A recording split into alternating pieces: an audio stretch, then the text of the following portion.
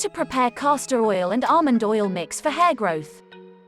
To make this organic hair oil recipe, mix 2 tablespoons of castor oil and 2 tablespoons of almond oil in a bowl and heat the mixture on a medium flame for a few seconds. Then, apply this blend to your scalp and hair. Massage well for 5 to 10 minutes using your fingers. In the end, wash it off with lukewarm water and a mild shampoo. For best results, follow this treatment twice a week for 2 to 3 months. How castor oil and almond oil mix helps in hair growth. Almond oil contains 68% of oleic acid and 25% of linoleic acid. These could improve hair resilience and act as a protective barrier in moisture control. A study on rats showed that almond oil could potentially promote hair growth. Hope you did get some value out of our today's video.